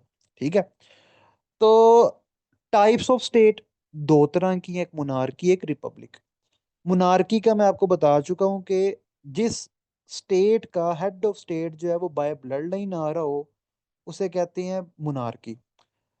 जिस स्टेट का हेड ऑफ स्टेट जो है वो लोग खुद इलेक्ट करें उसे कहते हैं रिपब्लिक। ठीक है, तो रिपब्लिक के अंदर क्या होता है कि जो लोग होते हैं, जो अवाम होती है, वो अपना सरबराह रियासत खुद इलेक्ट करते हैं। ठीक है, तो रिपब्लिक के अंदर, रिपब्लिक को उर्दू में जमहूरिया भी कहते हैं। तो रिपब्लिक के अंदर जो हेड ऑफ स्टेट होता है वो चूजन या इलेक्टेड बाय पीपल। तो लोग जो है वो अपना हेड ऑफ स्टेट खुद इलेक्ट करते हैं। अब इसके अंदर कुछ और चीज़ें भी हैं, फॉर्म ऑफ स्टेट, उसकी भी बात करते हैं। मैं ज़रा उसको ओपन कर लूँ, फॉर्म ऑफ स्टेट वाली फाइल को मैं ओपन कर लूँ।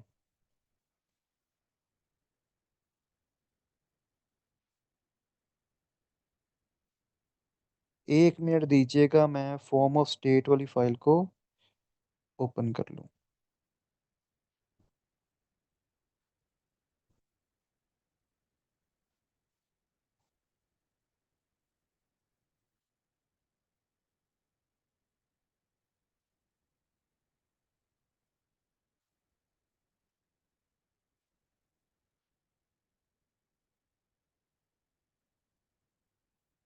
ओके जी, तो अभी हमने बात की टाइप ऑफ स्टेट की। अब form of state, form of state जो है वो हमारे पास तीन तरह की है। एक फेडरेशन होती है, एक यूनिटी स्टेट होती है, एक कॉन्फेडरेशन होती है। अब फेडरेशन क्या होती है? फेडरेशन एक ऐसी स्टेट होती है, एक ऐसी रियासत होती है जो डिफरेंट फेडरेटिंग यूनिट्स मिलके बनाते हैं। यानी देखो, पाकिस्तान एक फेडरेशन है। पाकिस्तान के अंदर चार फेडरेटिंग यूनिट्स हैं, पंजाब, केपी के, सिंध, बलूचिस्तान। अब आप लोगों ने मुझे बताना है कि क्या पाकिस्तान पहले बना था या पंजाब, सिंध, केपी के, बलूचिस्तान पहले एग्जिस्ट करते थे? पहले पाकिस्तान एग्जिस्ट करने लगा, या पहले पंजाब, केपी के सिंध जो थे वो एग्जिस्ट करते थे?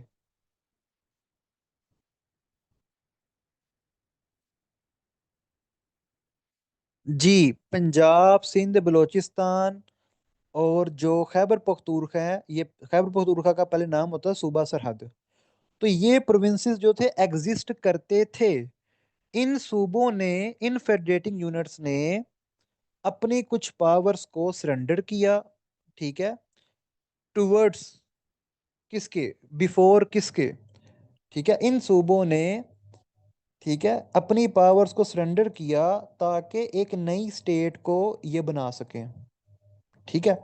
अब पंजाब एक फेडरेटिंग यूनिट है, सिंध एक फेडरेटिंग यूनिट है, बलूचिस्तान एक फेडरेटिंग यूनिट है, खैबर पख्तूनख्वा एक फेडरेटिंग फेडरेटिंग यूनिट है। इन चार फेडरेटिंग यूनिट्स ने मिल के एक फेडरेशन बनाई। इन्होंने अपनी अपनी पावर्स को सरेंडर किया। ठीक है, इन्होंने कहा कि हम अपनी पावर्स को म्यूचुअली जो है वो सरेंडर करते हैं उस स्टेट के आगे जो हम मिलके बनाने जा रहे हैं। ठीक है।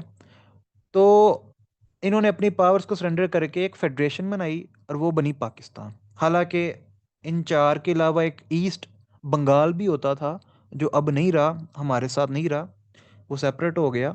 तो पहले तो वो भी था। जो फेडरेशन होती है ना, इसमें 3 लेवल्स के ऊपर गवर्नमेंट पाई जाती है। जो निज़ामी हुकूमत होता है वो 3 लेवल्स के ऊपर होता है, 3 टीयर्स। टीयर कहते हैं लेवल को। ठीक है, टीयर कहते हैं लेवल को। ठीक है। सायरा रफीक, आपका इंटरनेट का इशू है, मेरी आवाज़ बिल्कुल ठीक आ रही है। मैं अपनी आवाज़ खुद भी सुन रहा हूँ, तो मेरी आवाज़ बिल्कुल ठीक आ रही है। तो 3 टीयर्स, 3 टीयर से मुराद है 3 लेवल। यानी एक फेडरेशन के अंदर जो निज़ामी हुकूमत है वो 3 लेवल्स पे पाया जाता है। जो सबसे ऊपर वाला लेवल होता है वो होता है नेशनल गवर्नमेंट का, या इसको फेडरल गवर्नमेंट भी कह सकते हैं, कि वफाक की हुकूमत। ठीक है, फेडरल लेवल पे जो गवर्नमेंट पाई जाती है उसे कहते हैं फेडरल गवर्नमेंट। ठीक है, जो पूरे मुल्क के निज़ाम को चलाती है। ठीक है, जो पूरे मुल्क के निज़ाम को रन करती है, पूरे मुल्क के निज़ाम को जो है वो चलाती है। ठीक है। जो दूसरे लेवल की गवर्नमेंट होती है फेडरेशन में होती है वो प्रोविंशियल गवर्नमेंट। प्रोविंशियल गवर्नमेंट का काम होता है सूबे के निज़ाम को चलाना। जिस तरह पाकिस्तान में प्राइम मिनिस्टर जो हैं वो पूरे पाकिस्तान का निज़ाम चलाते हैं, वो फेडरल गवर्नमेंट के चीफ एग्जेक्टिव हैं। हर सूबे की अपनी अपनी हुकूमत है, हर सूबे का चीफ एग्जेक्टिव चीफ मिनिस्टर है। कुछ पावर्स प्राइम मिनिस्टर की हैं, कुछ पावर्स चीफ मिनिस्टर की हैं। फिर तीसरे लेवल पे गवर्नमेंट होती है, वो होती है लोकल गवर्नमेंट, यानी मुकामी हुकूमतें, जो आजकल पाकिस्तान में एग्जिस्ट नहीं करती। ठीक है, पहले कभी किया करती थी, लेकिन कुछ साल हो गए हैं कि नहीं कर रही। इसमें ये आपके म्यूनसिपल कमेटीज, म्यूनसिपल कॉरपोरेशंस आ जाती हैं, मेट्रोपॉलिटन कॉरपोरेशंस आ जाती हैं। ठीक है, बलदियाती इंतखाबात जिन्हें कहते हैं जी, बलदियाती इदारे। तो लोकल गवर्नमेंट्स, ठीक है, वो लोकल गवर्नमेंट्स तीसरे लेवल पे है। मुकामी हुकूमतें भी कहते हैं लोकल गवर्नमेंट्स को, गली मोहल्ले की हुकूमत भी कहते हैं। ठीक है। तो फेडरेशन, फेडरेशन के बाद जो दूसरी फॉर्म ऑफ स्टेट है वो है यूनिटरी स्टेट। अब यूनिटी स्टेट के अंदर सिर्फ 2 लेवल्स के ऊपर हुकूमत काम करती है, 2 लेवल्स के ऊपर गवर्नमेंट जो है वो पाई जाती है। एक लेवल है नेशनल लेवल, यानी जो यूनिटरी गवर्नमेंट होती है। एक यूनिटी स्टेट वो स्टेट होती है जो एक पूरे यूनिट की मानिंद हो, यानी एक पूरे का पूरा जो मुल्क है वो एक ही यूनिट है। ठीक है, वो पूरे का पूरा जो मुल्क है वो एक ही यूनिट है, वो कोई सेपरेट नहीं है, वो एक ही यूनिट है। उस पूरे के पूरे मुल्क का निज़ाम एक ही हुकूमत चलाती है, और वो होती है नेशनल गवर्नमेंट, यानी उनकी यूनिटी गवर्नमेंट। जिस तरह यूके है, यूके के अंदर एक ही वजीर आज़म जो है वो पूरे यूके का वजीर आज़म होता है। यूके के अंदर कोई चीफ मिनिस्टर नहीं होता। तुर्किया है, तुर्किया कह लें, तुर्किये कह लें, तुर्की ने ना अपना नाम बदल लिया, 3 साल हो गए हैं। तो तुर्किये भी कहते हैं, तुर्किया भी कह सकते हैं, उर्दू में तुर्किया होता है, वैसे तुर्की है। तो तुर्किया या तुर्किये, वो भी यूनिटी स्टेट है। वहाँ पे आपको चीफ मिनिस्टर नहीं मिलता। ठीक है, वहाँ पे आपको चीफ मिनिस्टर नहीं मिलता, वहाँ पे तो वैसे भी अब सदारती निज़ाम है। तो यूनिटी स्टेट में जो दूसरे लेवल की हुकूमत होती है वो लोकल गवर्नमेंट होती है। यानी यूके के अंदर जो है वो मेयर्स वगैरह पाए जाते हैं, हर शहर का अपना अपना मेयर होता है जो अपने शहर के निज़ाम का ज़िम्मेदार होता है। तो यूनिटी स्टेट के अंदर दो लेवल्स के ऊपर हुकूमत पाई जाती है। फिर तीसरी तरह की जो स्टेट होती है वो होती है कॉन्फेडरेशन। ठीक है, अब जो कॉन्फेडरेशन होती है ना, ये मुख्तलिफ है बाकियों से। कॉन्फेडरेशन एक ऐसी स्टेट होती है कि कुछ आज़ाद रियासतें जो हैं, कुछ आज़ाद स्टेट्स जो हैं, वो मिल के डिसाइड करें कि जी हम मिल के एक नई स्टेट बनाते हैं। और वो जो स्टेट्स हैं वो सिर्फ तीन चार चीज़ें जो हैं वो नई स्टेट के आगे सरेंडर करें। यानी वो चार जो स्टेट्स हैं, सॉरी, वो जो तीन चार चीज़ें हैं जो उन स्टेट्स ने सरेंडर करनी है, उनमें से जो इंपॉर्टेंट वाली हैं वो मैं आपको ज़रा बताता हूँ। Number one, defence. कि वो पाँच छः या जितनी भी स्टेट्स हैं वो मिलकर कहती हैं कि जी हम अपना जो डिफेंस है ना वो एक रखेंगे, अपना दिफा एक रखेंगे। ठीक है, यानी जो हमारी मरकज़ी हुकूमत होगी, जो हमारी कॉन्फेडरेशन की गवर्नमेंट होगी, वो हमारे डिफेंस की रिस्पॉन्सिबल होगी, वो हमारे डिफेंस की ज़िम्मेदार होगी। ठीक है, फिर इसके अलावा वो कहते हैं जी फॉरेन पॉलिसी। ठीक है, फॉरेन पॉलिसी हम सब ने सेम रखनी है, एक रखनी है। यानी जो हम कॉन्फेडरेशन की गवर्नमेंट बनाएंगे उस गवर्नमेंट का काम होगा कि हमारी फॉरेन पॉलिसी को एक रखे। तीसरी चीज़ वो है कॉमर्स एंड ट्रेड। ठीक है, यानी बाकी दुनिया के साथ तजारत। तो जो भी कॉन्फेडरेशन की गवर्नमेंट होगी वो उन तमाम स्टेट्स की तजारत को पूरी दुनिया में सेम जो है वो इंट्रोड्यूस करवाएगी, सेम रिप्रेजेंट करेगी।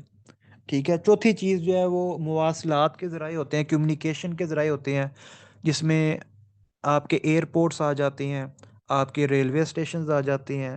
ठीक है, ट्रांसपोर्टेशन के ज़राए की बात कर रहा हूँ मैं। तो एक कॉन्फेडरेशन जो होती है उसके अंदर एक ये भी चीज़ होती है कि जो रियासतें, जो स्टेट्स कॉन्फेडरेशन बना रही हैं ना, वो अपने डोमेस्टिक मामलात में मुकम्मल आज़ाद हैं।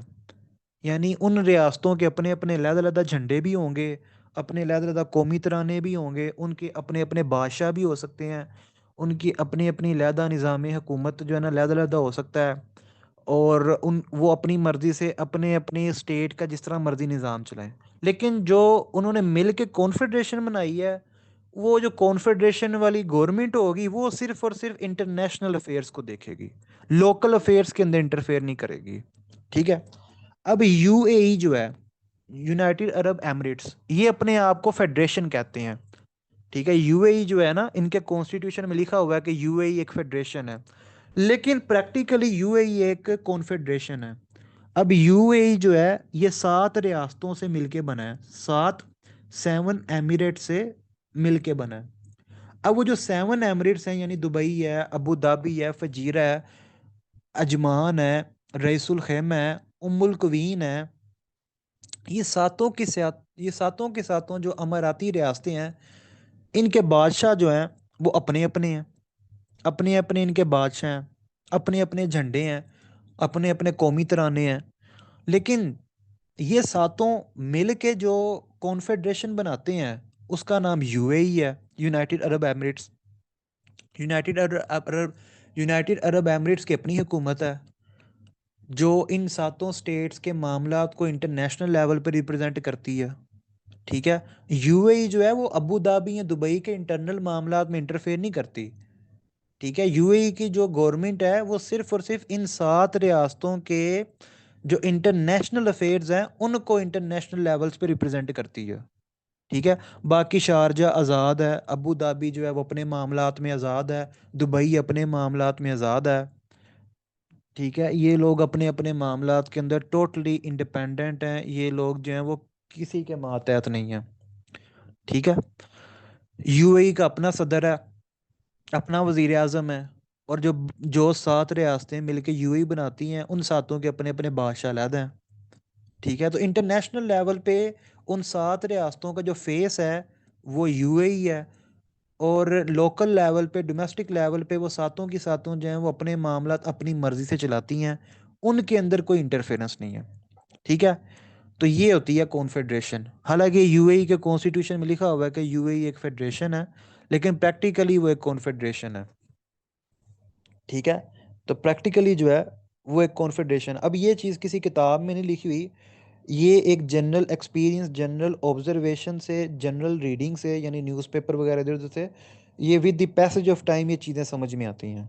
ठीक है, तो ये किसी किताब में नहीं लिखा हुआ, मतलब मैं आपको साथ साथ बताता जाता हूँ ना बुक्स का भी कौन सी चीज़।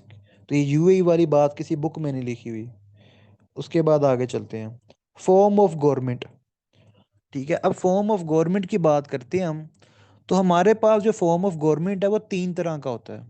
ठीक है, थ्री डिफरेंट टाइप्स का फॉर्म ऑफ गवर्नमेंट जो है वो हमारे पास मिलता है। एक पार्लियामेंट्री फॉर्म ऑफ गवर्नमेंट। अब जब हम बात करते हैं ना पार्लियामेंट्री फॉर्म ऑफ गवर्नमेंट की, तो पार्लियामेंट्री फॉर्म ऑफ गवर्नमेंट एक ऐसा फॉर्म ऑफ गवर्नमेंट होता है जिसमें हेड ऑफ स्टेट डिफरेंट होता है और हेड ऑफ गवर्नमेंट जो है वो डिफरेंट होता है। यानी हेड ऑफ स्टेट और होगा, हेड ऑफ गवर्नमेंट और होगा। और जब हम बात करते हैं पार्लियामेंट्री फॉर्म ऑफ गवर्नमेंट की, तो इससे मुराद ये होता है कि सारी की सारी उस मुल्क की जो ताकत है, उस मुल्क की जो पावर है, उस मुल्क की जो अथॉरिटी है, वो उसकी पार्लियामेंट के पास है।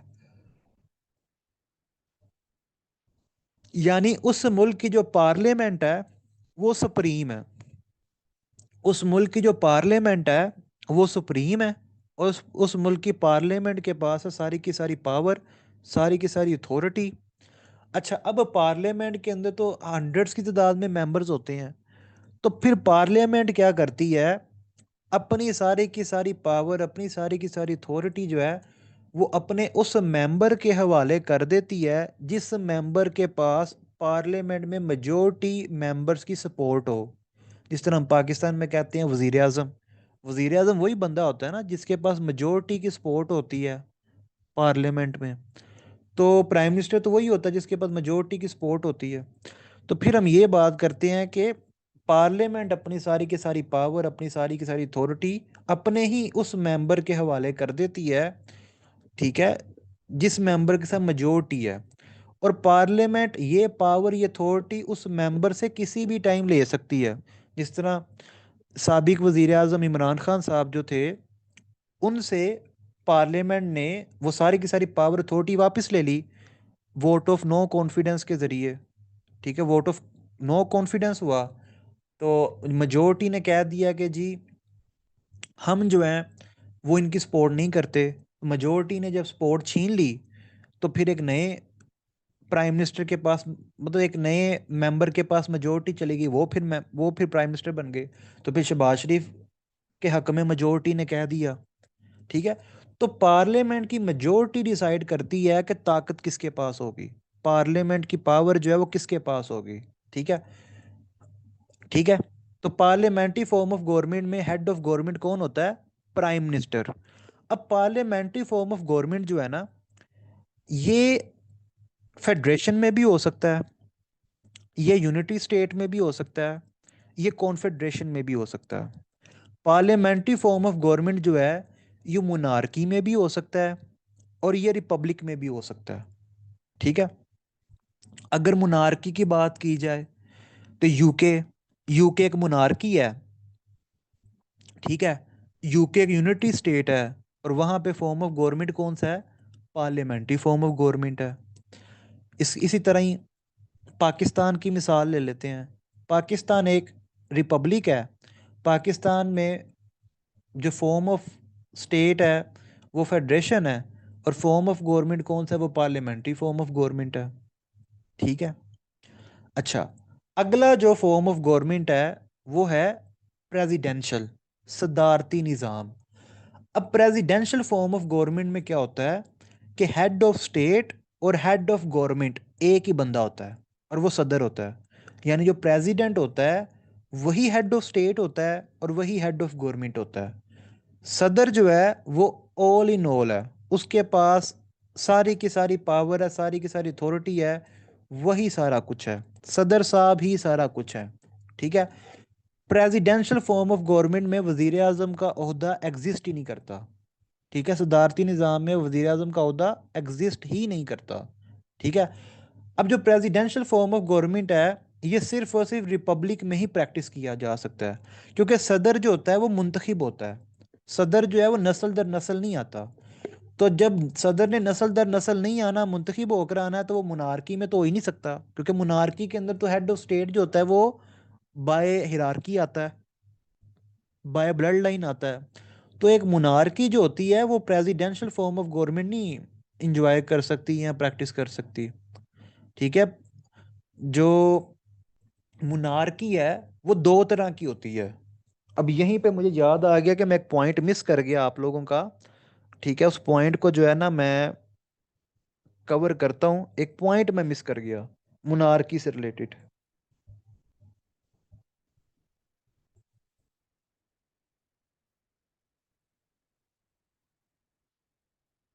मुनारकी जो है वो दो तरह की है। एक मुनारकी होती है एब्सोलूट मुनारकी, और एक मुनारकी होती है कॉन्स्टिट्यूशनल मुनारकी। जो एब्सोलूट मुनारकी होती है वो मुनारकी होती है जहाँ पे सारी की सारी पावर, सारी की सारी अथॉरिटी जो है वो बादशाह के पास है। बादशाह जो है वो सबसे ज़्यादा ताकतवर है। सारी की सारी पावर, सारी की सारी अथॉरिटी जो है वो बादशाह के पास है। वो अपनी पावर किसी और के साथ शेयर नहीं करता, वो होती है एब्सोलूट मुनारकी। इसकी जो एग्जांपल है वो सऊदी अरेबिया की है, ओमान की है। ओमान एक एब्सोलूट मुनारकी है, सऊदी अरेबिया एक एब्सोलूट मुनारकी है, बहरीन एक एब्सोलूट मुनारकी है। ठीक है। तो ये जो है एब्सोलूट मुनारकीज हैं। फिर एक होती है कॉन्स्टिट्यूशनल मुनारकी। जो कॉन्स्टिट्यूशनल मुनारकी होती है उसमें ये होता है कि जो बादशाह होता है वो सिर्फ और सिर्फ ऑनरी होता है। एजाजी तौर पे बादशाह जो है वो काम कर रहा होता है। ठीक है। तो बादशाह सलामत जो होता है वो सिर्फ और सिर्फ एक नॉमिनेटिव फिगर होता है। ठीक है, सिर्फ और सिर्फ वो एक नाम का बादशाह होता है, उसके पास कोई पावर नहीं होती। कॉन्स्टिट्यूशनल मुनारकी में सारी की सारी जो ताकत होती है वो पार्लियामेंट के पास होती है, लोगों के पास होती है। तो बादशाह जो होता है सिर्फ और सिर्फ एक नॉमिनल हेड होता है। ठीक है, एक सिर्फ दिखावे का हेड ऑफ स्टेट होता है कि जी ये हमारा बादशाह है, और बादशाह का काम सिर्फ साइन करना होता है। बाकी जितनी भी पावर है, जितनी भी अथॉरिटी है, वो पार्लियामेंट के पास होती है। और पार्लियामेंट जो है वो अथॉरिटी को यूटिलाइज करती है, उस अथॉरिटी को जो है वो इस्तेमाल करती है। ठीक है। तो पार्लियामेंट के पास होती है सारी की सारी अथॉरिटी। तो अब वापस चलते हैं, इस चीज़ के ऊपर वापस चलते हैं जी। Semi presidential form of government. ठीक है, semi presidential form of government. Semi presidential form of government में क्या होता है, सदर का ओहदा भी होता है और वजीर आजम का ओहदा भी एग्जिस्ट करता है। यानी सदर भी होता है और वजीर आजम भी होता है। कुछ पावर्स सदर के पास होती हैं, कुछ पावर्स वजीर आजम के पास होती हैं। अब semi presidential form of government की मिसाल है हमारे पास फ्रांस की। फ्रांस के अंदर semi presidential form of government जो है वो प्रैक्टिस किया जाता है। फ्रांस के अंदर सदर भी है, वजीर आजम भी है। फ्रांस के जो लोग हैं वो सदर को मुंतखब करते हैं, सदर को इलेक्ट करते हैं। सदर जब इलेक्ट हो जाता है तो फिर सदर अपनी मर्जी से वजीर आजम को अपॉइंट करता है। ठीक है, वो जिसको मर्जी वजीर आजम बना दे। तो कुछ पावर्स फ्रांस के सदर के पास होती हैं, कुछ पावर फ्रांस के वजीर आजम के पास होती हैं। अब जितनी भी ये मैंने चीज़ें बताई हैं, मिसालें बताई हैं, ये सारे के सारे एमसीक्यूज भी बन सकते हैं। ये बेसिक टर्म्स आपके सीएसएस में भी काम आएंगी, ये बेसिक टर्म्स आपके पीएमएस में भी काम आएंगी, ये पीपीएससी के टेस्ट में भी ये सारी की सारी टर्म्स काम आएंगी। और जो मैं आगे आपको लेक्चर्स पढ़ाऊंगा उसमें ये कॉन्सेप्ट्स बार बार आएंगे। फिर आप कहेंगे कि जी ये प्रेसिडेंशियल फॉर्म ऑफ गवर्नमेंट क्या होता है sir, parliamentary form of government क्या होता है, फेडरेशन क्या होता है। तो बजाय कि आप बार बार पूछो, तो मैं पहले ही लेक्चर में ये बेसिक टर्म्स आपको समझा दूंगा ताकि आप लोगों को बाद में कोई कंफ्यूजन ही ना हो, तो आपकी बेस बन जाए। ठीक है, तो ये जो 3 लेक्चर्स हैं ना ये बेस बनाने वाले लेक्चर्स हैं। ठीक है।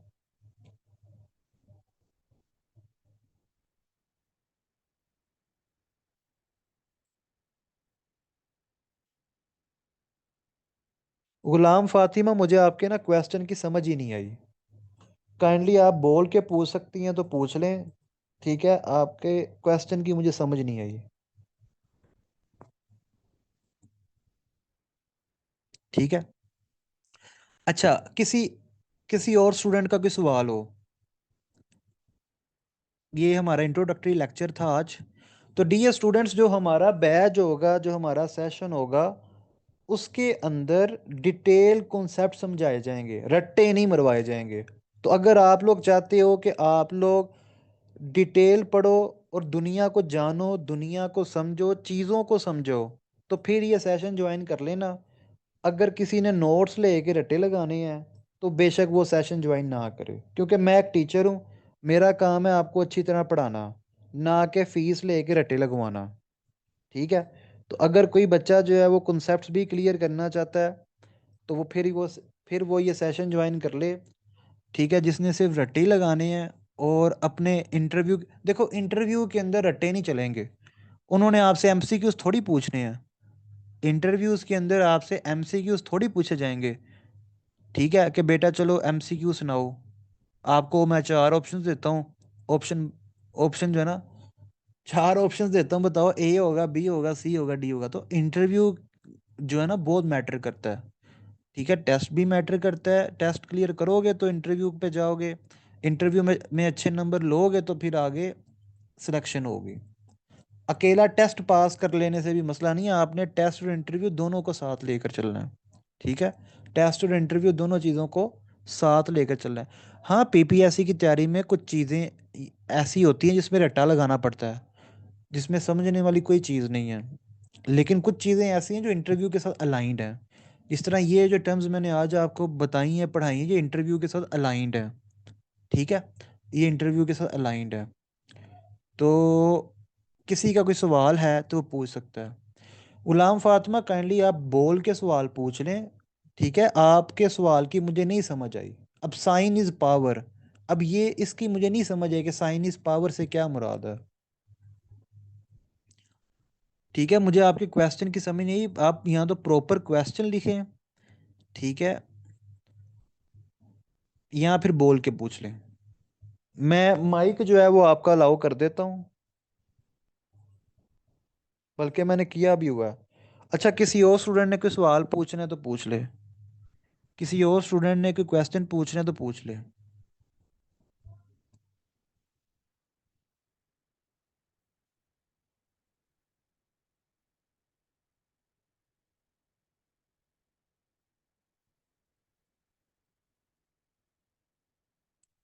किसी ने भी कोई सवाल नहीं पूछना।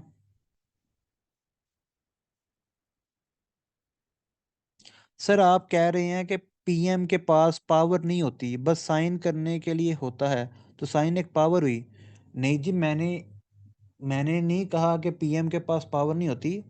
वो बात हो रही थी कॉन्स्टिट्यूशनल मोनार्की की, और कॉन्स्टिट्यूशनल मोनार्की में मैं बात कर रहा था मोनार्क की, कि जो बादशाह होते हैं या मलका होती है कॉन्स्टिट्यूशनल मोनार्की में, उस बादशाह या मलका के पास कोई एक्चुअल पावर नहीं होती। ठीक है, वो एक सिर्फ और सिर्फ एक ऑनरी हेड होता है, एक नॉमिनल फिगर होता है। ठीक है, वो सिर्फ और सिर्फ एक रिस्पेक्ट देने के लिए अपनी ट्रेडिशन को, अपने कल्चर को, तो वो उनको हेड रखा जाता है। ठीक है, एक्चुअल जो पावर होती है कॉन्स्टिट्यूशनल मोनार्की में वो पार्लियामेंट के पास होती है। और पार्लियामेंट अपनी सारी की सारी पावर जो है वो प्राइम मिनिस्टर के ऑफिस में शिफ्ट कर देती है। तो इसका मतलब है प्राइम मिनिस्टर पावरफुल होता है, प्राइम मिनिस्टर के पास सारी अथॉरिटी, सारे इख्तियार होते हैं। और जो मुनार्क होता है वो सिर्फ और सिर्फ नॉमिनल हेड होता है। एक और टर्म है, नॉमिनल की जगह एक और टर्म यूज़ की जाती है, वो मेरे जहन से निकल गई है। ठीक है, एक और वर्ड जो है वो यूज़ किया जाता है इस तरह के हेड ऑफ स्टेट के लिए। वो अभी मेरे जहन से निकली है, मैं फिर आपको बताऊंगा। और किसी का कोई सवाल। एसडीओ की जो जॉब्स है ना, उसमें ना हाइट रिक्वायर्ड है ना रनिंग रिक्वायर्ड है। ठीक है, एसडीओ की जॉब्स में ना हाइट रिक्वायर्ड है और ना ही रनिंग रिक्वायर्ड है।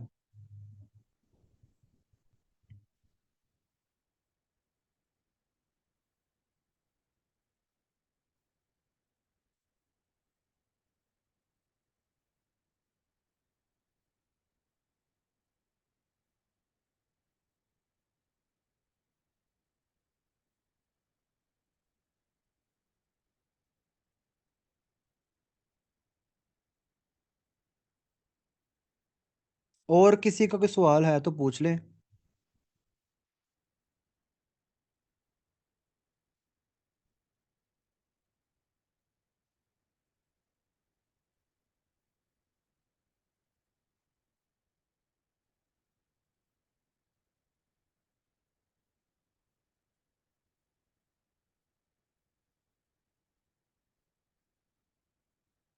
ये व्हाट्सएप का नंबर है, इसके ऊपर मैसेज करें, आपको सेशन की डिटेल्स जो हैं वो मिल जाएंगी।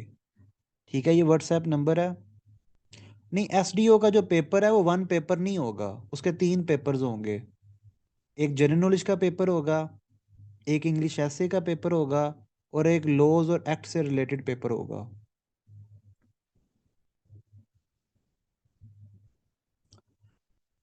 ओके जी, मैं आज के सेशन को एंड करता हूँ। बाकी ये व्हाट्सएप नंबर है, इसके ऊपर मैसेज करके क्वेश्चंस जो है वो पूछ लीजिएगा। वर्ल्ड मैप के जो अगली क्लास है, जो पार्ट 2 है वर्ल्ड मैप का, वो हम कल पढ़ेंगे। और कल हम अपने वर्ल्ड मैप को जो है वो कंक्लूड करेंगे। ओके जी, अल्लाह हाफिज़।